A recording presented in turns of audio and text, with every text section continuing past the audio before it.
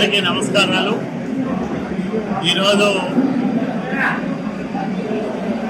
ముఖ్యమంత్రి సహాయ నిధి నుంచి వచ్చిన చెక్కుల పంపిణీని ఒక వేడుకలా నిర్వహించాం రాయదుర్గం పట్టణంలో. రాయదుర్గం నియోజకవర్గంలో 5 మండలాలు పట్టణానికి సంబంధించిన 73 మంది వివిధ కారణాలతో చికిత్సలు చేయించుకున్న వాళ్లకు 34,92,000 రూపాయలు అందజేయడం జరిగింది.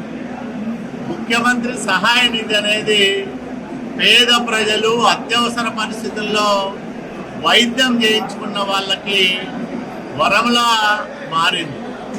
చంద్రబాబు నాయుడు గారు చాలా ఉదారంగా గొప్ప మానవత్వంతో అందిస్తున్న సహాయం ఇది.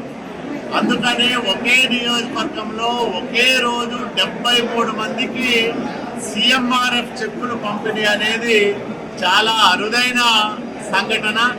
కాబట్టి ఈ చెక్కుల పంపిణీని ఒక వేడుకలో అందరినీ సమావేశపరిచి వాళ్లకు తిండి పెట్టి గౌరవంగా చెక్కులు ఇచ్చి పంపిస్తూ ఉన్నాం.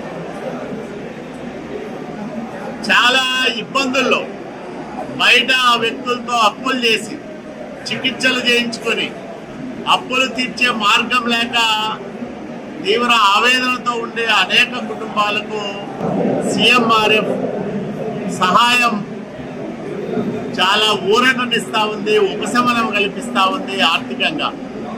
ఇప్పటి వరకు రాయదుర్గం నియోజకవర్గ వ్యాప్తంగా 480 మందికి 2,99,00,000 రూపాయలు సహాయం చేశాం.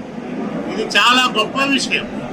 ఇంత పెద్ద ఎత్తున సహాయం చేస్తున్న ముఖ్యమంత్రి గారికి ఈ పేదలందరూ కూడా ఎంతగానో రుణపడి ఉంటారు. వాళ్ళందరికీ మేము ఒకటే చెప్తా ఉన్నాం, చంద్రబాబు నాయుడు గారు ముఖ్యమంత్రిగా ఉండడం వల్లనే ఇంత పెద్ద ఎత్తున పేదలకు అనేక రూపాల్లో సహాయం లభిస్తూ ఉంది. మీ నుంచి మేము ఆశిస్తున్నది ఒకటి, మీ ఆశీస్సులు చంద్రబాబు నాయుడు గారికి, చంద్రబాబు నాయుడు గారి కుటుంబానికి ఉండాలి. ఆయన చల్లగా ఉంటే చంద్రబాబు నాయుడు గారి చల్లని పరిపాలనలోనే ఈ రాష్ట్రానికి ఉజ్వలమైన భవిష్యత్తు ఉంది.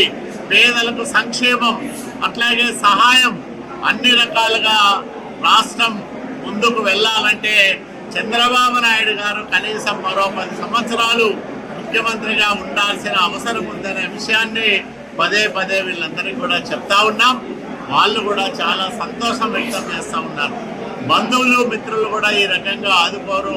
చంద్రబాబు నాయుడు సారు మాకు ఈ రకమైన సహాయాలు చేస్తున్నందుకు ఆయనకు మేము జన్మజన్మలా రుణపడి ఉంటామని వాళ్ళు ఆనందం వ్యక్తం చేస్తూ ఉన్నారు, కృతజ్ఞతాభావం కనపరుస్తూ ఉన్నారు.